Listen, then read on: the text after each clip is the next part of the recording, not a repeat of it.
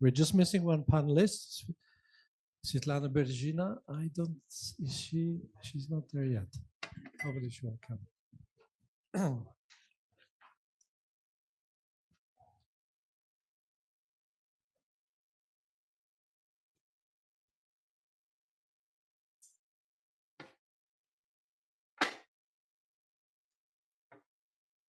Okay, so let's start, and I would like to thank you very much, then, for coming over to this panel, which is touching upon a very important issue: green finances, economic and fiscal reform. My name is Krzysztof Michalak. I'm working at the OECD, at the Environment Directorate. OECD, as you may know, is an international organization that is focusing on economics, is bringing the most industrialized countries in the world. We're supposed to be the leaders in the economic and financial analysis, but we're really also drawing from experience of our members and from our non-members. I would like to now to have really frank discussion on this particular issue. I would like to invite our panelists to be as open, as frank, as no constraint as possible. I would like to ask all of you to be challenging, to be, again, frank and open as possible. There are several elements that are hidden under this title of green finance, economic and fiscal reform. When we talk about green finance, usually there's kind of a tendency to look at, let's have more money because then we can do more. And we know that is not always the truth. Sometimes having more money is more problems than the solution.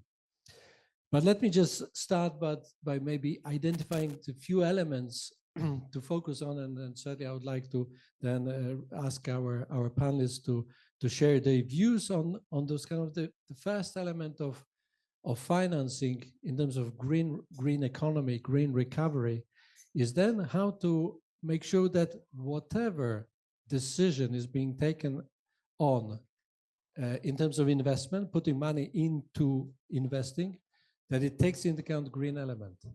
That's kind of the alignment. We call it at UCD the alignment of financing with green principles.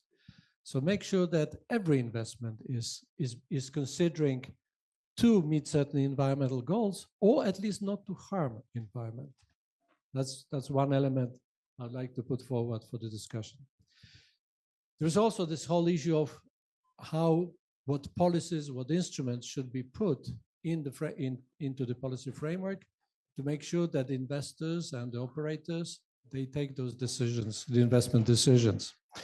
Certainly when we talk about taxes and charges that are related to environment, there's an element of revenue raising. So the taxes, all the payments, they raise money.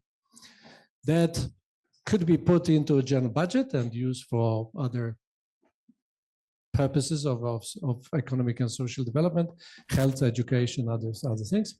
But it could be earmarked on environment purposes. So that's another element when we talk about financing, is then the revenue and how much the revenue is being raised, and then finally how it is being spent. So expenditure side, how money is being put to make sure that the certain amount of money that is put into investment brings an environmental objectives. So then we're talking about the effectiveness, and then the other element is the efficiency, that we meet environmental goals with least cost, with the best deal that we can get from the amount of money that we have at hand. So those are three elements that I would like to put as kind of a bit of a background of our discussion, and invite you to consider those issues in the context of those tremendous needs of the Ukrainian economy now.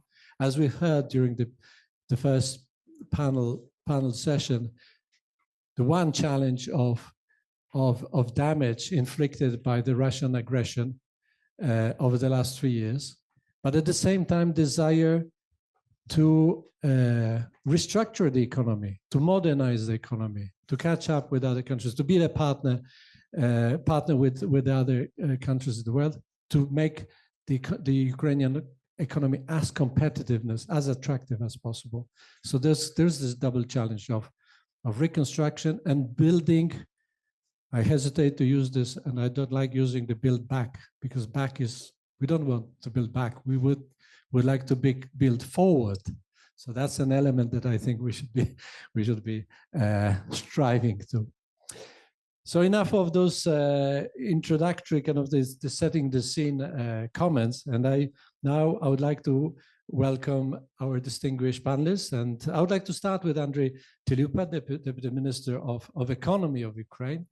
Thank you very much then for being with us, and certainly I would like to ask your perspective of, you know, what's the role of the Ministry of Economy is in the context of mobilizing finance for green recovery. There is a lot of hope and expectations on the side of the Ministry of Economy to really be the leader and then also the maker and doer to create certain, you know, policy framework, instruments framework for the investors, operators, for others to really think about a green element in the investment decisions. So I'd like to ask to share with us a few of your thoughts, observations. Yeah.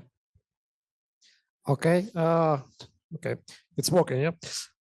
Good. So thank you for such an introduction. And you know, when we are talking about like green financing, etc., so we as the Ministry of Economy, you know, like we are the Ministry of Practical Results, Ministry of Getting Things Done. So for us, it's very important. Like we should move like from some, you know, like legislative framework about maybe some theoretical discussions to actual projects. So when we are talking about like green financing, for us, it's like several components. First of all, our ministry, we are like the coordinator of green transition, and also our national energy and climate plan. And also we are responsible for rebuilding of the whole economy of Ukraine. So sure, when we are talking about that, we need to rebuild our economy. And, you know, like the last RDNA estimation, it's about like $524 billion right now. And sure, when we are talking about rebuilding, we need as our principle to build back better. And so like we need to rebuild our economy, our industries, our housing sector, etc., with most modern and progressive approaches.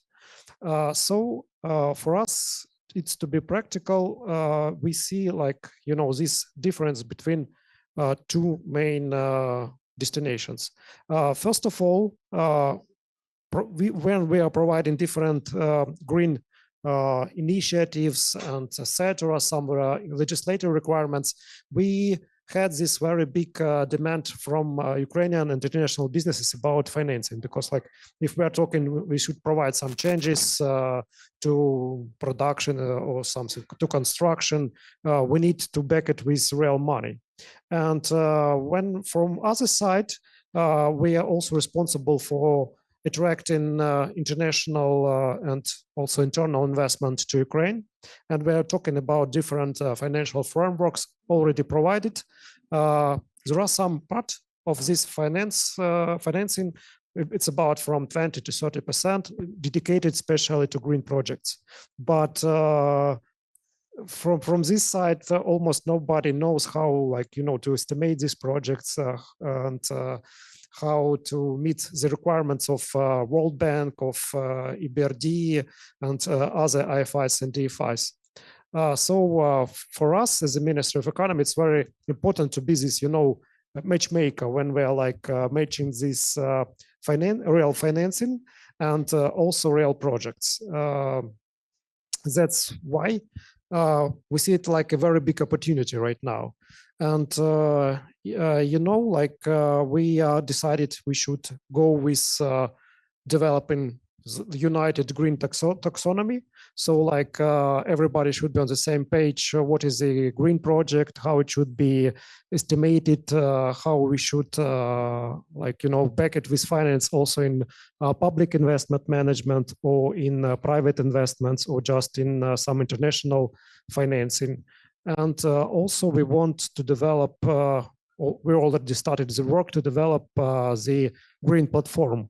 Yeah, sure, maybe the name is not so original as we have right now, but the main idea of this project is to have on one entry point all programs, all requirements to green financing. So like it should be like a very practical and useful tool for the businesses to find green financing, and how it can be really done, and like full coordination on financing questions, because not to have this difference between like demand and supply. So that's our main goal as the like Ministry of Economy, and we really want to have this work done. And so all businesses in Ukraine and foreign investors will have a very convenient opportunity to find money to their green projects. Because like when we are talking about like, green projects, green transition, so it's about real economy, and to make it real, so we need to have money for it. Thanks very much, and certainly I'm happy to hear this great commitment. And from now on, I wouldn't now excuse anyone to saying, is the Ministry of Economy interested in green agenda? They are. I mean, we've heard that. We can take it now really as a strong commitment. And what you said about the readiness of business, that certainly is very good to hear, because first and foremost, you have to have this interest and the commitment from the operator's side. Yeah, just to add a bit, when we're like now developing the concept of Ukrainian future economy. So like it's our vision that Ukrainian economy should, how to rise till $1 trillion in GDP, and to 2040. And so like one of the main priority areas for us, it's green transition. Yeah, so like all green projects. And so for us, it's really very strategic and priority area, because we see very big, future demand, both due to internal Ukrainian projects and also due to EU accession. So it's really priority area, and so we really want to involve all Ukrainian businesses to develop this area, because it's not like some obligation for them. It's a real investment opportunity, and that's the areas which can be very profitable in future. Thanks. And I should mention that please think about questions. I will give the opportunity for all of us to ask questions at various moments. So be ready with your questions. But now I'd like to thanking Andrei, turning to Victor Distula, who is the head of the DREAM Project Office. And that's certainly just a dream job to be the head of the DREAM Project Office. Not really, I would say. But okay, you all tell us about this, but certainly the DREAM, I mean, I've been reading about DREAM, and I understand, we've heard actually this morning about this as well, that the DREAM is a state digital restoration ecosystem for accountable management. That's a great name. And basically that your role is really to create the route for all restoration and development projects. And then you're ensuring their transparency and efficient implementation at all levels. That's great to hear.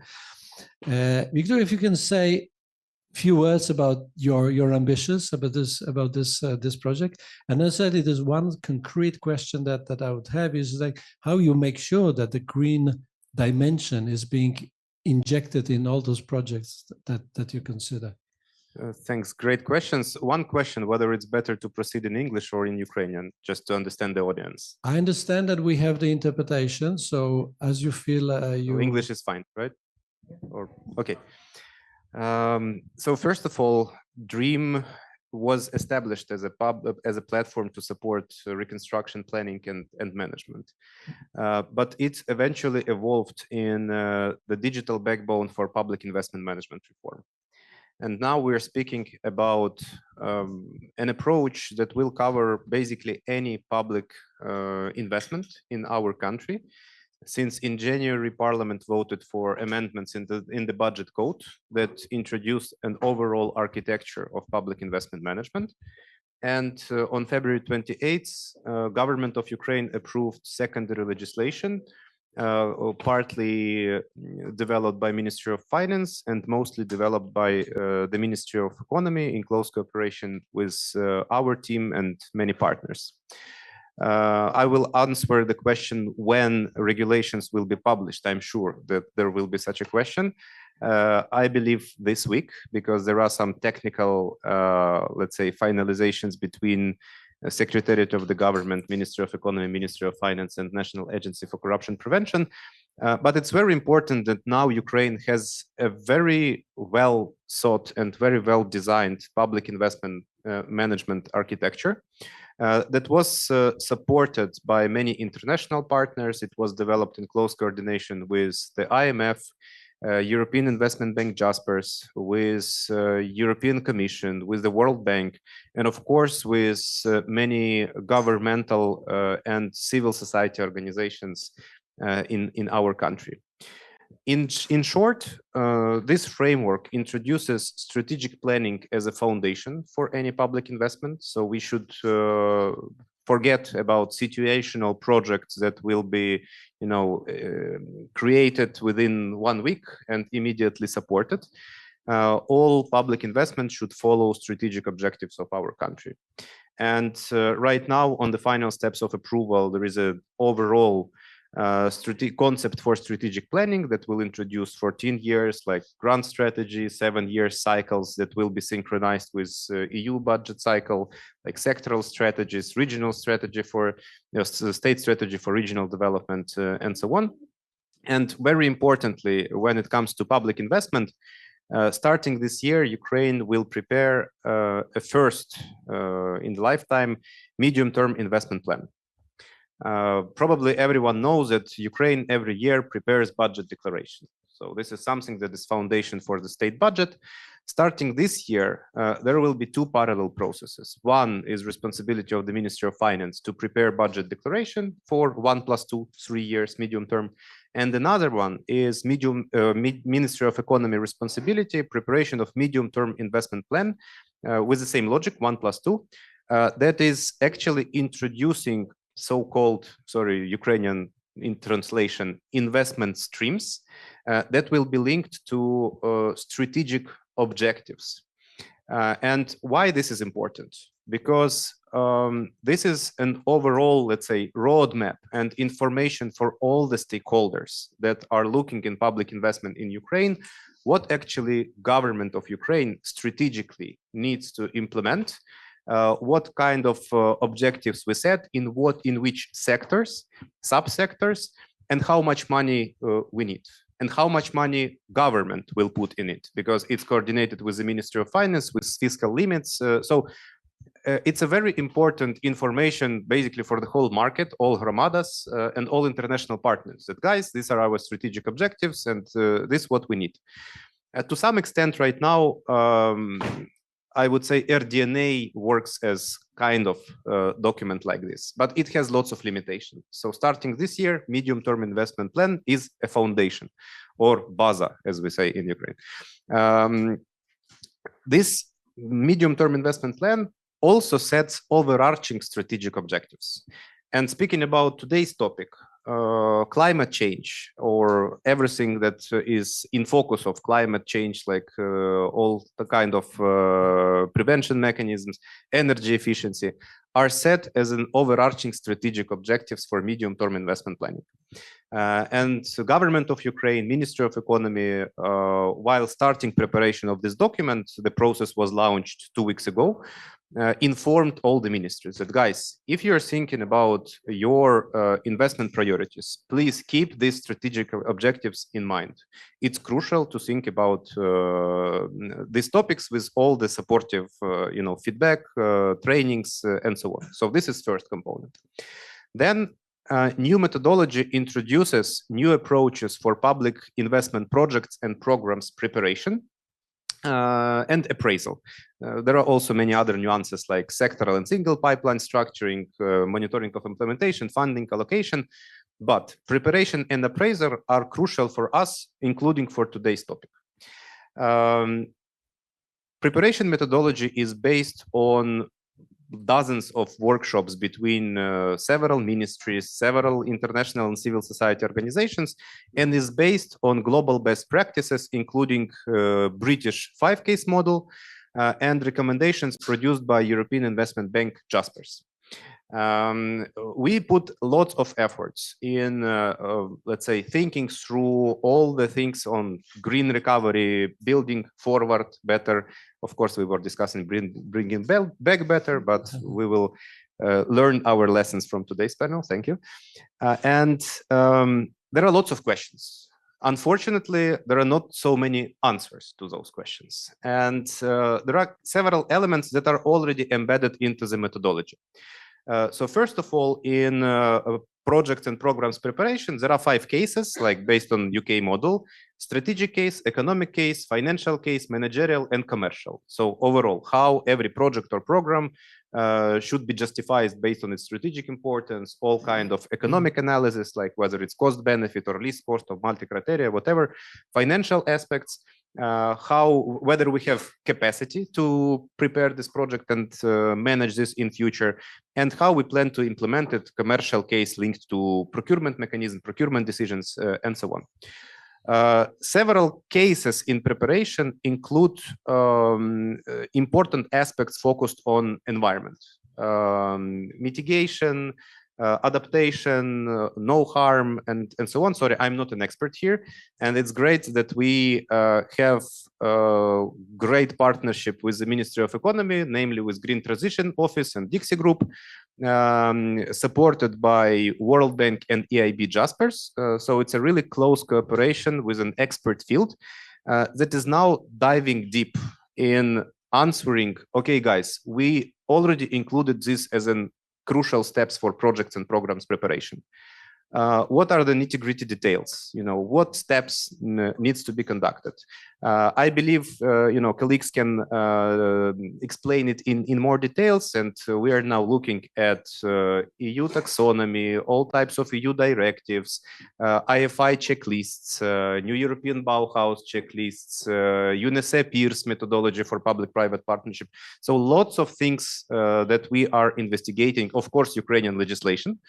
And we also consider in this process readiness of all the stakeholders to work with this methodology. Because let's be honest, we can now say that it's not green enough, it's not sustainable enough, it's not energy efficient enough. But who is capable to produce projects that meet all the criteria and then implement it? This is a challenge we are considering, and colleagues from Green Transition Office and Dixie are considering while designing these approaches.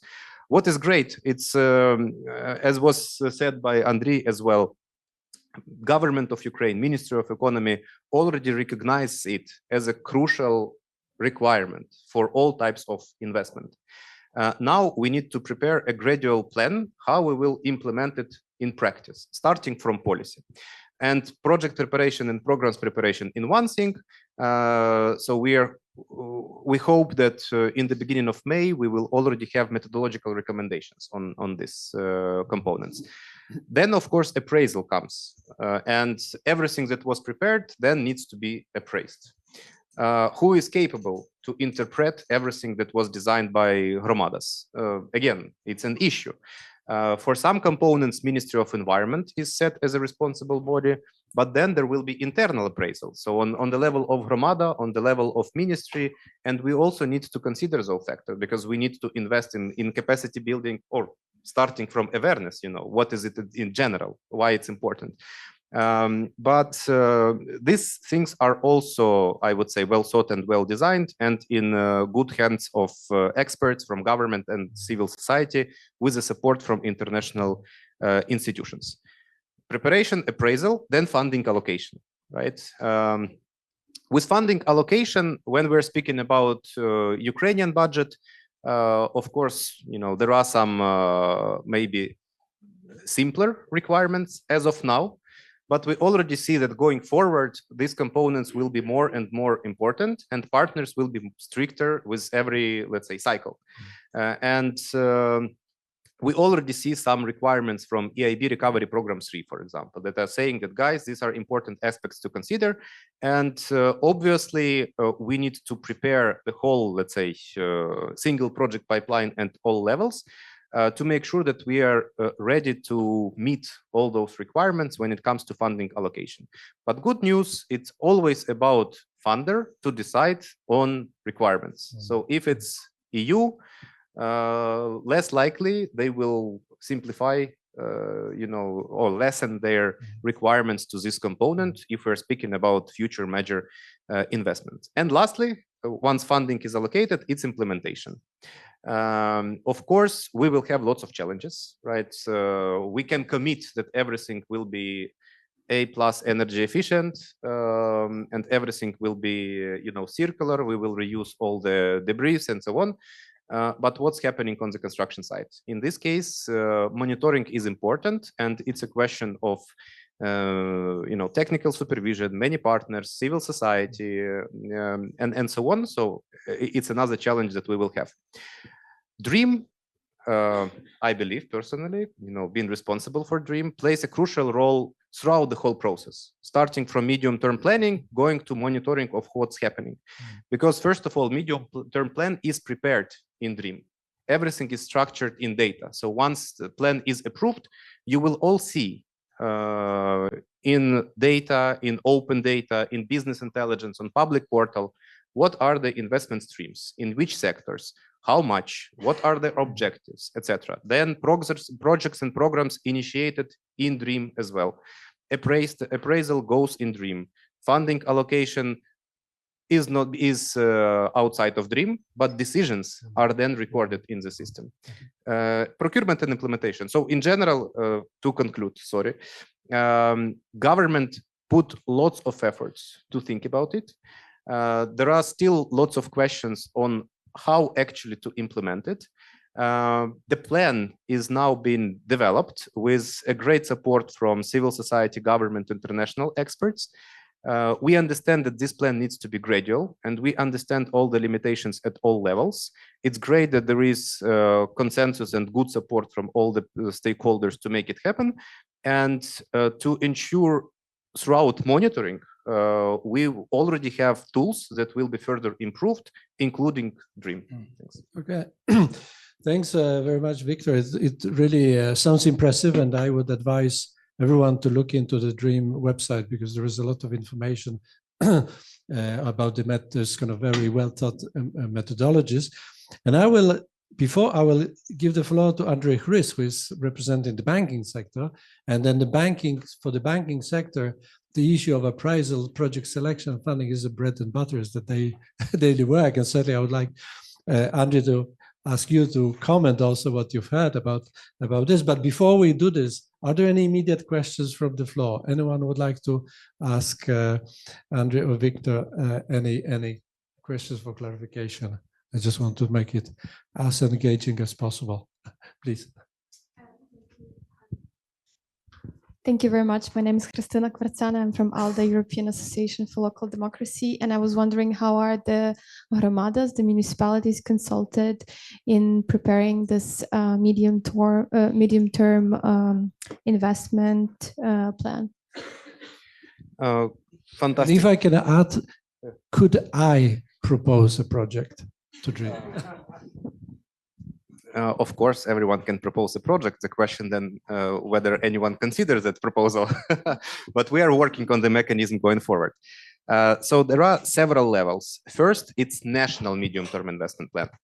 And in this regard, we have 15 ministries responsible for 18 sectors, and ministry for Min development, right? Ministry for Regional and Territorial Development is a kind of safeguard that makes sure that medium-term investment plan considers state strategy for regional development and territorial approach.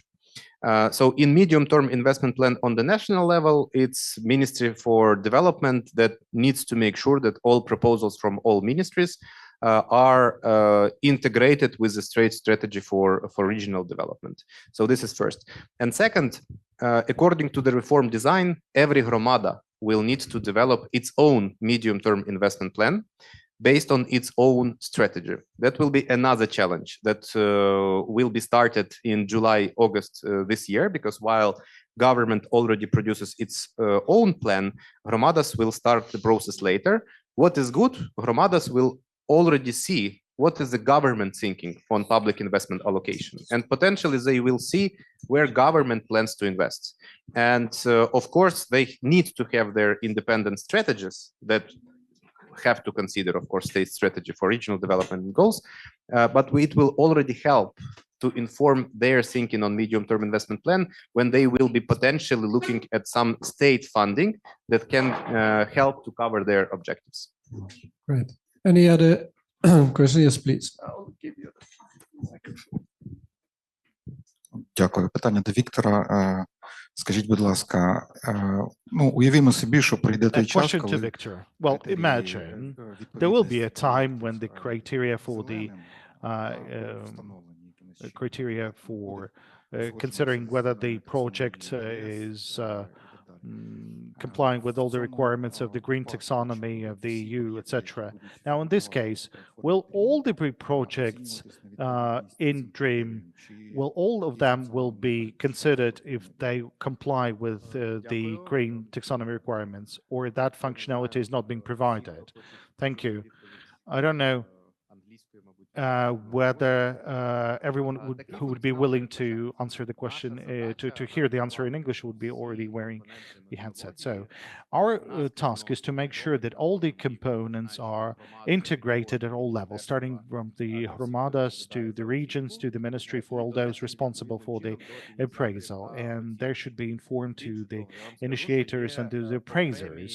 I would also like to say that there are separate financial agreements, for example, the credit of the World Bank surge, that most of you working in the area, you've seen that there's a very peculiar requirements saying that as of December 2026, maybe the counterparts may correct me if I'm wrong, at least 60% at the level of communities should be considering the functionality, or let me put it like that, the methodology, and then the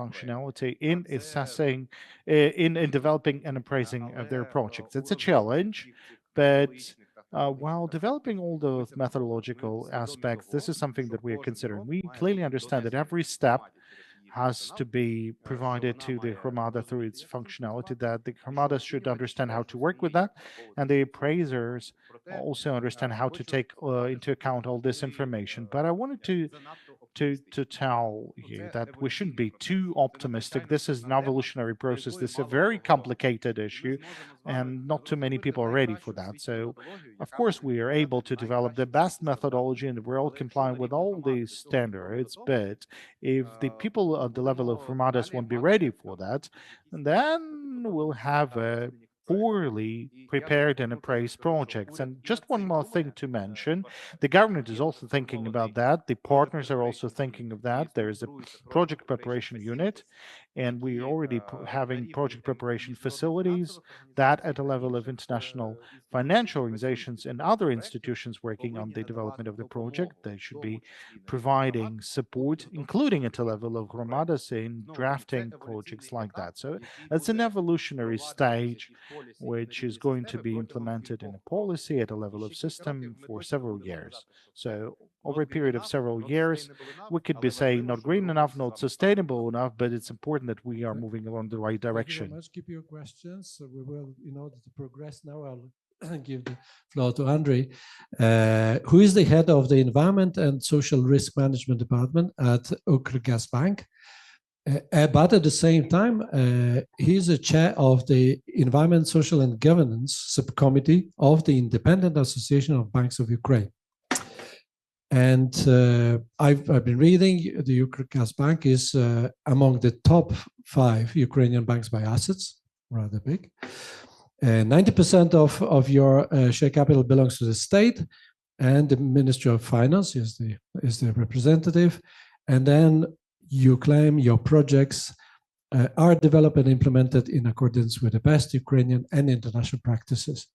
Can you tell us more about your good practices, how you make sure that the projects that you fund, you appraise and fund, they help to meet the environmental standards, but also if you can share your views about what you've just heard about the strategy of the ministry and the DREAM project. Okay.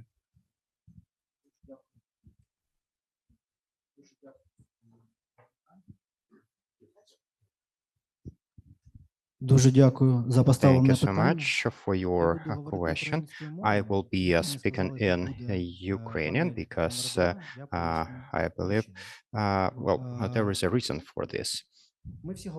We all are speaking of this formula, Build Back Better.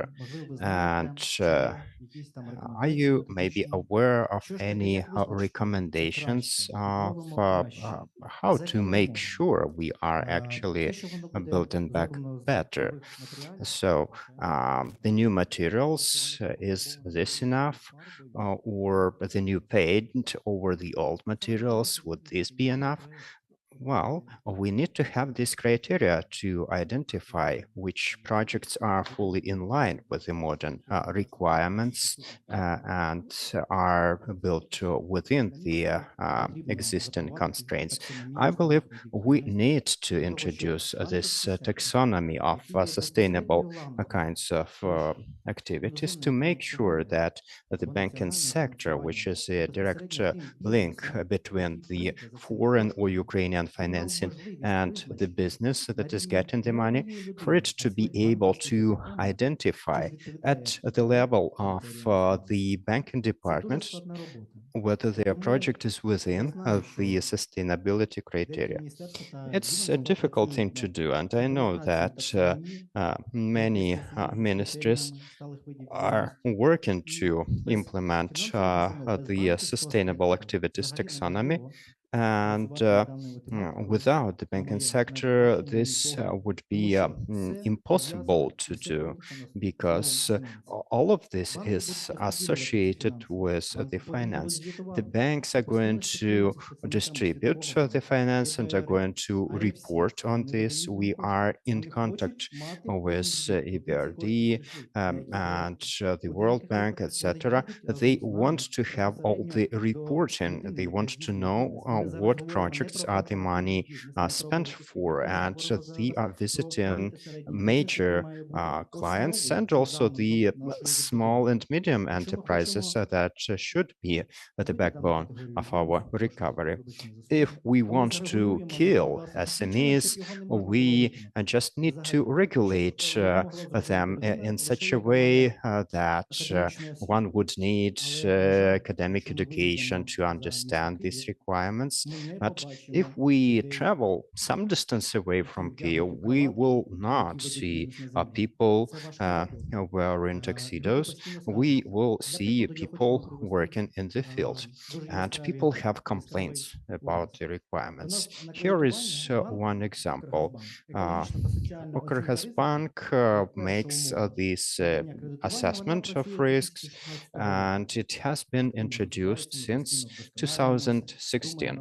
And we keep improving. We are thinking about the step 2, about the ESG risk assessment. We work with the international donors, and we know that the ecological and social assessment needs to be implemented. And the majority of our clients in the SME sector are completely unaware of this. ESG is some lofty matter. They also hear about some environment requirements that exist here in Ukraine, for instance. But if it is not some huge farm, well, but they have some equipment, they have some storage of fuel and other equipment. So when we ask them about the requirements concerning environment, they are unaware of this. They don't know how to get the proper certification. Although some requirements have to be implemented throughout the life cycle of the project. Yeah, if they don't understand what it's all about, they are not using our finance at all. They are just missing on the opportunity.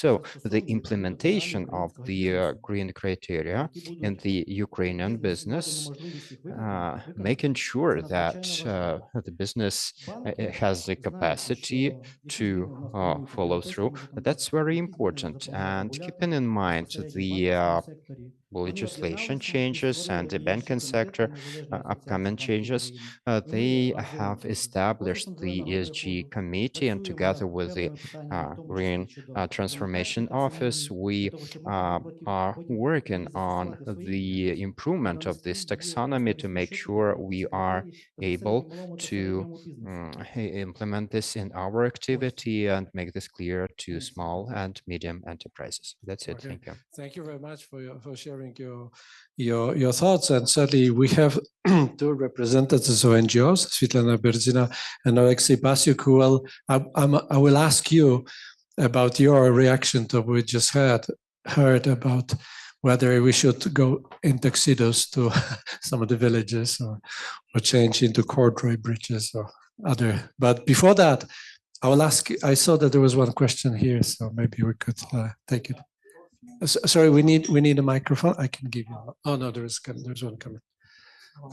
My question is to your presentation and to Victor's as well. At this moment, are you already taking in the environment components in your projects? For instance, the insurance of projects, insuring from natural catastrophes, for instance. Well, if you permit, I will start. Yes, if we have a project that we need to assess for the environment and social risks, and we can see that the very first item is the environment documentation. If they do not have the environment assessment or the required permits, we introduce this requirement into our contract with this client, and this will be monitored throughout the life cycle of the project or throughout the cycle of the loan. And sometimes we require all of these documents to be ready before we provide the financing. In the same way we do in the DREAM. We currently do not have this requirement. The methodologies were approved only in February 28th, and this is going to be introduced till May. So over time, you will see these things, some of which will be optional and some required. I saw here the question, then you have the question as well. So let's take those two, and then we continue. Надихаюча It was промова. very inspiring. And indeed, we as civil society activists are pleased to hear this from those providing money, that they take environment assessment into account. But here in Ukraine, the implementation of sustainable taxonomy already has the legislative foundation since 2016 or 2017. So I understand your position. You are not going to provide funds to those who are not in line with the environment requirements. But what about this position? We do not know about the requirements. We are not knowledgeable about this. Can this be a foundation for you to change your position, or will you insist on these requirements? Thank you so much for this question. Here is what I will tell about this. The environment and social risk assessment and thinking about the ESG assessment, that's a requirement of international investors. And our position is as follows. If the client wants to get money from us, they want to participate in some financing program from abroad. And if they are unaware of some requirements, we provide the complete support for them to understand what exactly is required in terms of air protection, soil protection, waste management, labor protection, and safety at work, etc. We help them make sure that they are in line with all the requirements of the EBRD and RC, and under every standard, we have to confirm that the client's operation is under their requirements. If we can see that in some aspects they have huge gaps, we are not saying no, but we are putting the process on hold until they complete the required changes, until they meet all the environment requirements, and then they come back. And we do not leave this client. We support them in communication with the contractors. We provide explanations on Zoom and on the phone. We stay in touch for half a year. In one specific occasion, it was as long as 8 months since we first saw the client. They only had some basic documents in the beginning, but they wanted to participate in something that had quite a lot of requirements. We supported them throughout the process, and finally they met all the international standards, and they were ready to implement the project. So it's not a reason to say goodbye. We are helping the client throughout the process. Yeah, thanks a lot. I'm not sure to who I should address this question, maybe to the Ministry of Economy, but also the DREAM team. So the question relates to the recent developments with the US pulling back the funds and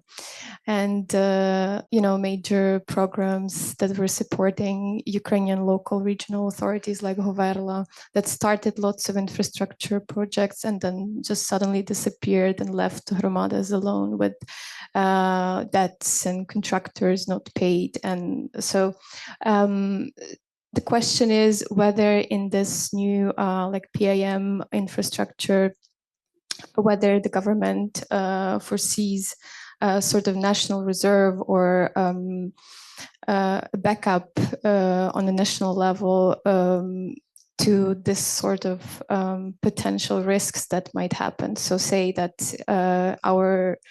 another super stable and reliant partner decides to, changes the government tomorrow and decides to get out of Ukraine, whether this more strategic planning that we are implementing now foresees how to mitigate this sorts of risks. Thanks.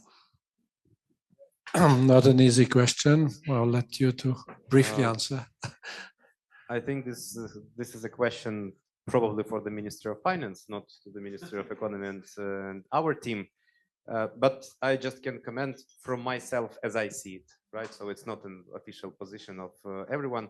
You probably saw that after USA assistance left, there was a coordination group that had to, let's say, collect everything that was terminated and think what can be supported by the state budget. And to my knowledge, there are many things that were funded from the state budget urgently.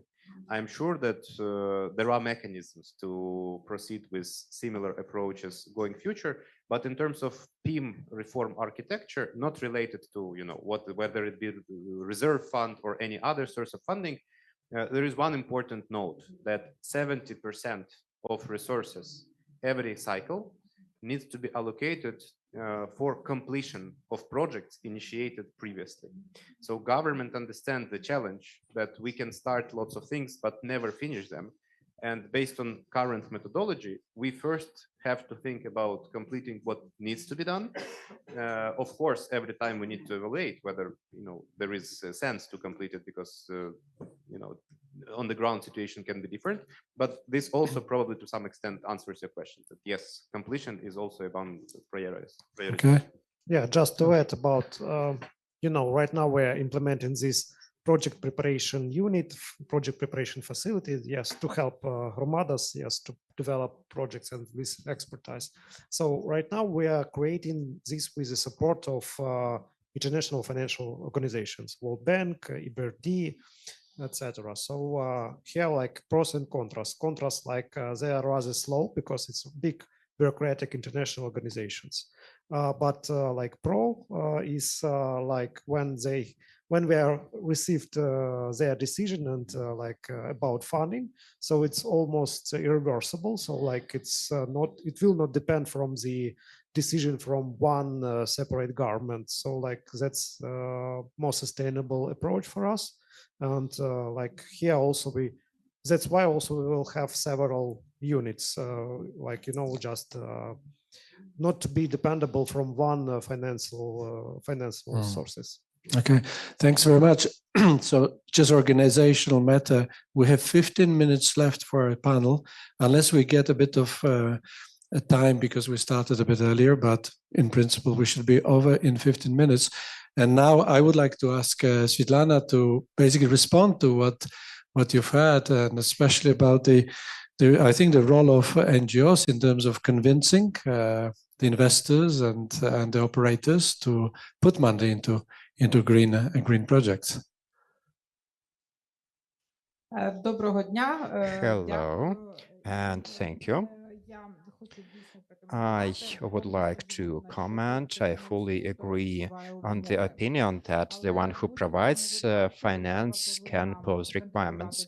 But in any case, the government has to control these processes, making sure that outdated technologies are not overused, and making sure that non-environment friendly materials are not used. There is a strong movement in the EU that was founded by the European Union NGOs.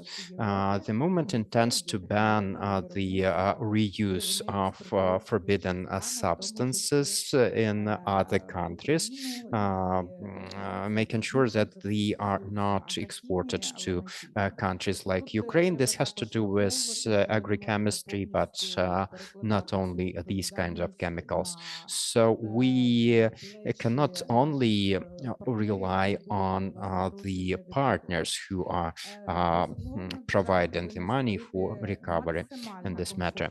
The government, of course, has to create comfortable conditions for green recovery, including some loans, some benefits, some taxation reliefs. We need to use all the best tools from around the world, and people will start learning. I do agree about the problems with competencies, but when we change the rules of this game, we are also contributing to the increase of competencies. And we were discussing this topic on a number of occasions. We recently had a meeting on environment education with the Ministry of the Environment. Well, if there is demand on this, there will be no problems with environment education. This is the first law of Barek-Maner, and I hope you are aware of what I'm saying. The Green Recovery Platform founded in Berlin becomes the coordination and platform for this. I have heard lots of interesting things here, but we lack coordination, we lack the exchange of experience. The different projects and accomplishments here in Ukraine have to be consolidated so that we get good ideas to be implemented in the legislation of Ukraine. We need to align in our initiatives. So a lot of people are discussing the law on principles of recovery of Ukraine, but it says nothing about the green recovery or even environment requirements. So it is only basically saying about the logistical principles, but there is no mention of green recovery, about sustainable development, about any environment requirements, nothing. But there is a draft law that has not been discussed publicly. I saw it nevertheless, and it's on the foundations of green recovery. It was developed by UNDP. It's still a draft, but it's their initiative. Have you heard about it in the Ministry of Economy? The green The recovery. minister heard today because it was mentioned during the plenary session. So. Ні, на пленарному міністр захисту. Yes, indeed. The Minister of Environment currently announced this, and yes, indeed, their ministry is aware. But the Ministry of Economy, I don't know if you have heard about this. I know that there were some government consultations, but now the draft I saw was not ready for the cabinet. So there are certain criteria based on which the projects are assessed. It's great that Dixie Group has taken this progressive stance, and you are not the only one who are promoting this. There are other great experts who would be eager to join such efforts. We already had a consultation on this with the Ministry of Environment, and hopefully we will strengthen the Ministry of Economy and your working group specifically. And 2 more minutes of your time, some important things that I need to mention here. We need to start the accounting of green goods and services. Until we do this, we cannot really speak of green recovery. So it's a horizontal topic that we need to implement. When something is horizontal, there is no owner of it. So the Ministry of Economy or the Ministry of Environment are responsible for the implementation of such reporting. So again, it's a cross-cutting issue, and back in 2015, the European Union has issued the implementation regulation, which identify the rental charges. So we need to understand what it's going to be based on. And finally, dear friends, let me mention that in our country, we already see some work in the Ministry of Environment and Ministry of Regions on the green construction. There is a catalog of green products focusing on the environment-friendly market, including the environment product declarations. This also needs to be taken into account in your criteria when you are working on a dream, for instance. Also, we are working on green construction standards for administrative buildings. We are ready to share what we have on this topic. Also, the assessment of life cycle of buildings. It's a new government standard. It has been approved, so why don't we use it? Also, E4U environment has done a lot to implement sustainable green procurement. Let's continue doing this, and using this opportunity, I encourage the Ministry of Economy to look into this. Thank you so much. Thank you very much, Svetlana, especially for highlighting the environmental goods and services element and the green procurement, because that's exactly finance, how we finance that thing.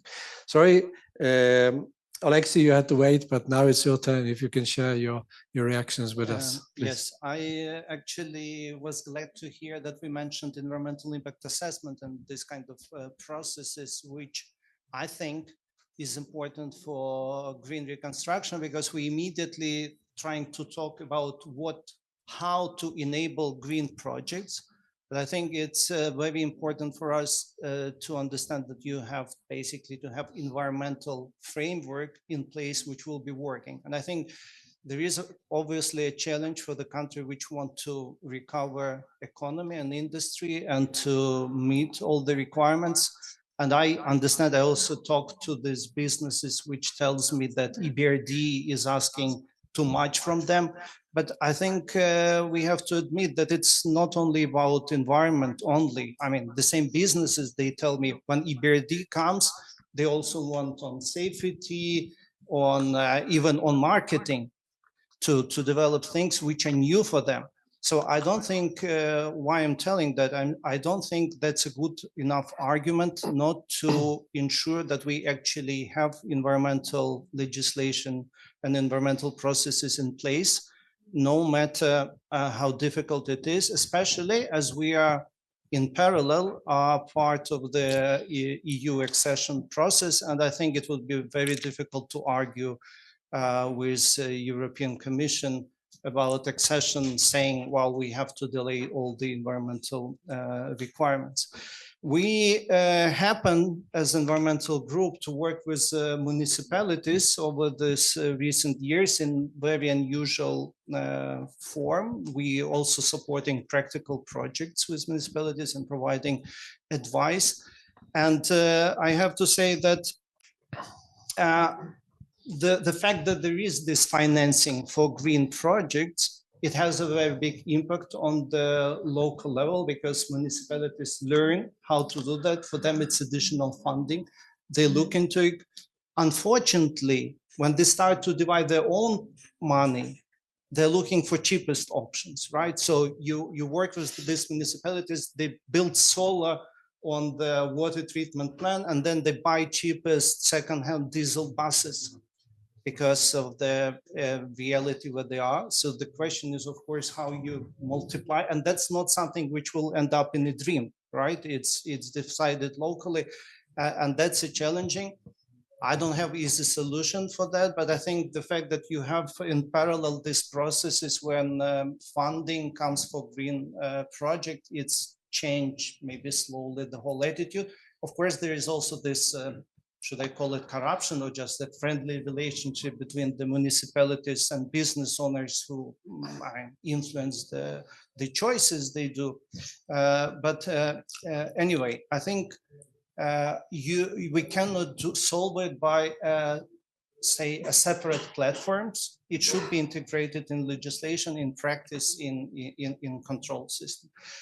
I have to mention, of course, that it's not only true for local authorities. I mean, when our government basically comes up with the projects like building Soviet reactors, that sends a very wrong message. Or today in the Ministry of Environment, we have environmental impact assessment for Tashlik pump storage plant. That's a project which was kind of refused in 80s, 90s, 10 years ago. Was never approved by the Ministry of Environment, and here it is again. I mean, if that's a green reconstruction project, it's, I mean, that's something wrong with what we put in that. And finally, I want to say is that on financing is when we work with municipalities, we see a certain gaps in funding of very specific size. So something between 200,000 euros and 10 million. So for 10 millions, you can go to BRD. 200,000 is like German government gives even through the organization as ours. but in between, it's a bit of a gap. EBRD would say go to Ukrgaz Bank for the loans for that, but that's where I hear this commitment to help clients to build this project, but I think EBRD and similar institutions would be better positions to create adjusted programs for that, where they can have a lot of technical assistance associated with money. And also, if I'm not wrong, these loans which goes to Ukrgaz Bank, for example, they end up to be like 5 years. Is it still true? So I mean, that's obviously is too short. So I think if we're talking about where the gap is internationally in terms of funding, that's where it is, to have a longer loans for middle-sized business, for municipalities, for this kind of players. Thanks, Alexei, for bringing this issue, especially that, yes, we've heard those stories that an SME wanted to do some investment for 10,000 euro, and then they were going to the EBRD, and the EBRD said, if you ask for 1 million, please, 10,000, sorry. Okay, thank you very much. One of my most important tasks was to finish this panel on time, so I'm nearly there. We finished. I'm not sure if we could go for 5 minutes more. I hope we can. But then that's for this purpose. I'll take 2 questions and here. Доброго дня. Задам питання українською. Питання наступне, що будь-який проект починається з feasibility. Well, every project starts with feasibility study. This is the risky expenses for the Hromada, because the feasibility study could show the kind of positive result or outcome of the use of green materials or approaches, or it can give a negative result. And these are risky spendings. So which organization is ready to share those risks with the Hromadas, with the communities, to finance this feasibility study on the use of green initiatives? And what if the feasibility study shows that the use of green approaches would ensure more cost or less economically efficient, then what motivations, what stimuli could be used for using green technologies while implementing the project? Here, and then we will answer. Thank you. Чесно кажучи, хотілося не стільки питання, скільки Well, it's not kind of a question, but a small comment. I believe that all around the development of the DREAM project and strategizing public kind of investments, I think this is one of the most successful approaches of the government. But a lot should be done, but looking at the tempo, I would like only to wish success and to support in whatever way possible in developing political aspects, criteria.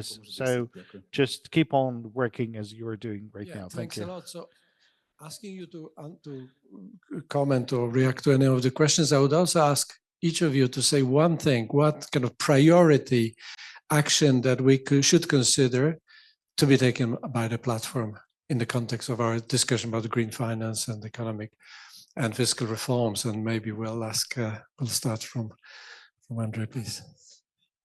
Okay, if one thing, so about the real money.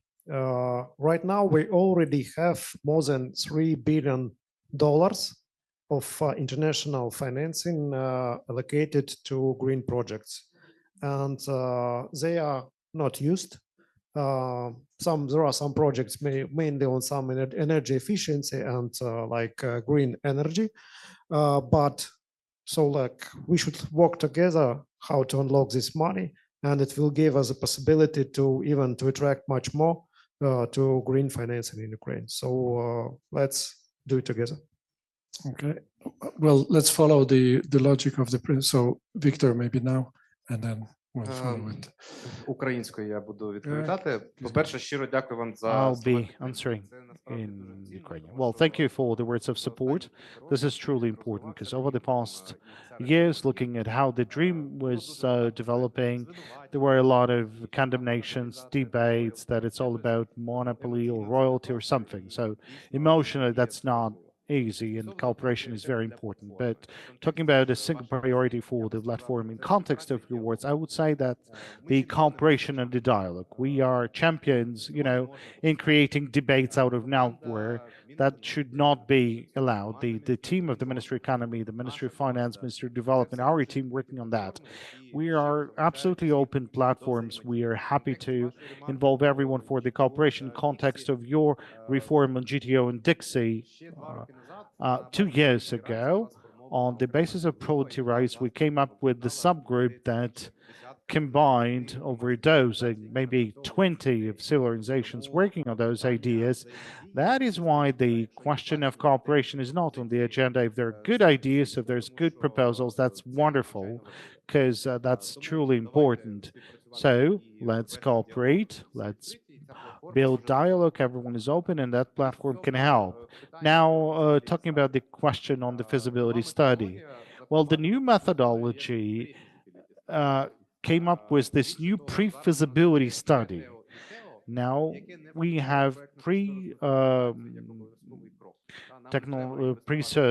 and other survey. We don't need to invest a lot in order to take a decision. So that's a revolution or something. And everyone is looking like, don't we need to come up with a complete survey? So if the Hromada has invested in that story and they don't need too many spendings on that. If it's already being in a platform, then the PPU, PPF mechanism should be involved. And this is the processes that we need to elaborate. We've never came up with this cycle. We never tested that, so we'll move on with that. One last word.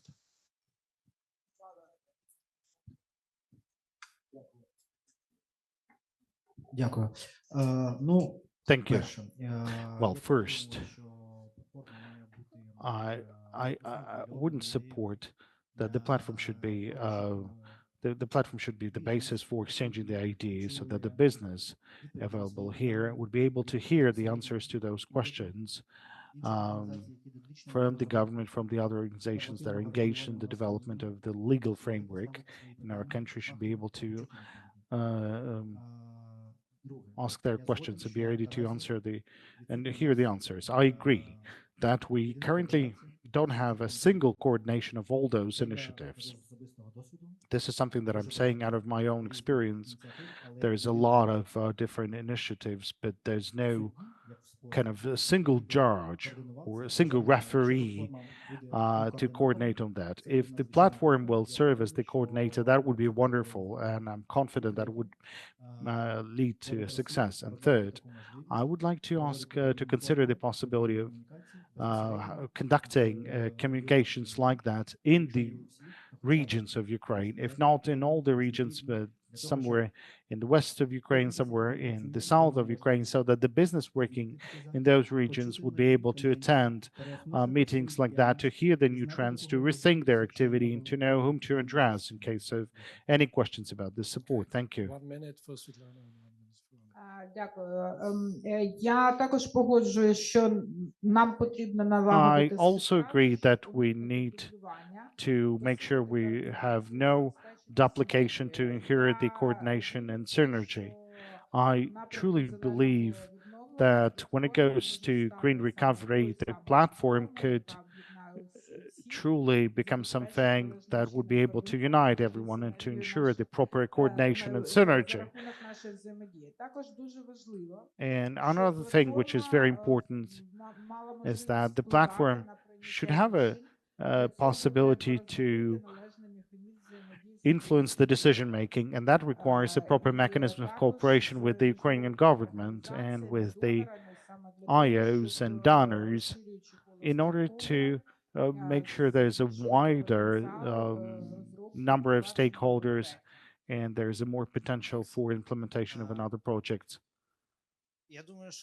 I think the main task would be to, well, maintain the interest to the topic, because considering what is happening in the EU, this is not, a source for much optimism, but if the platform would be able to ensure that there would be a panel on green recovery in Rome, that would already be a very significant achievement. Thank you very much.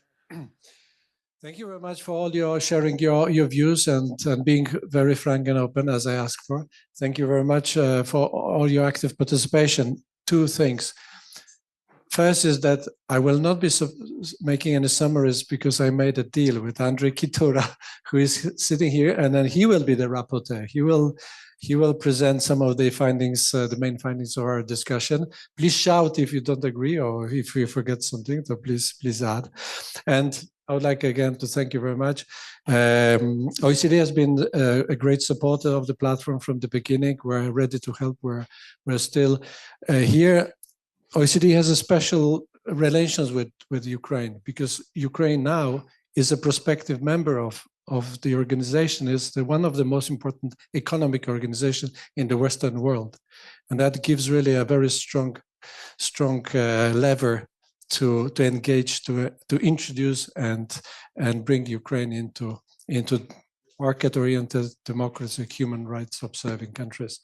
So I wish you everyone all the best, and let's continue the discussion. Thank you very much.